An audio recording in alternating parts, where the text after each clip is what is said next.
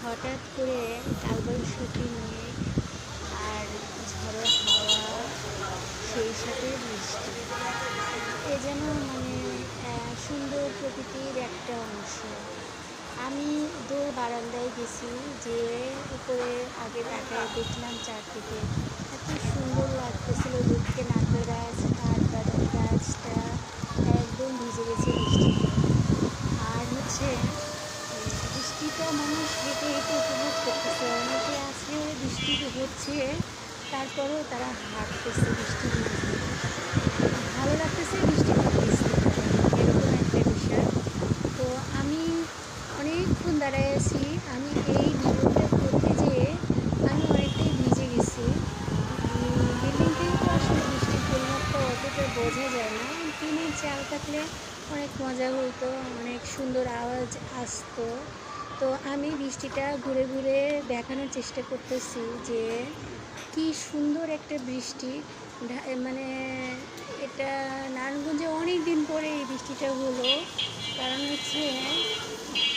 বৃষ্টি হচ্ছিলই না, আর প্রচুর গরম, মানে গরমে টেকা যাচ্ছিল না, অ্যালার্জির প্রবলেম হচ্ছিল। দেন আমরা প্রতিদিনই প্রায় করলা ডাল খাচ্ছিলাম। মানে কোনো মাছ খেতে পারতেছিলাম না, এই বৃষ্টির হচ্ছে না গরমের জন্য। আর গরমে তো যত রকম অসুখ আছে ওগুলা বেড়ে যায়, যেরকম ঠান্ডা, জ্বর, এগুলা অনেকেরই হয়ে গেছে বিল্ডিংয়ে। তো আমি এই সুন্দর বৃষ্টিটা চিন্তা করলাম যে সবার সাথে উপভোগ করি।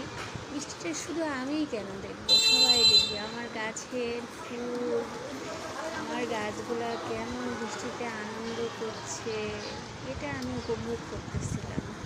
কারণ এই বৃষ্টিতে আমার এই যে হলুদ ফুল গাছটা আর অপরাজিতা একটা গাছ আছে, ওরা নতুন জীবন পাবে।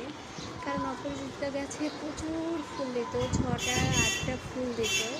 দেন এই আর 4 মাস হলো এই গাছটাতে ফুলই দিচ্ছে না, অনেক মন খারাপ হয়।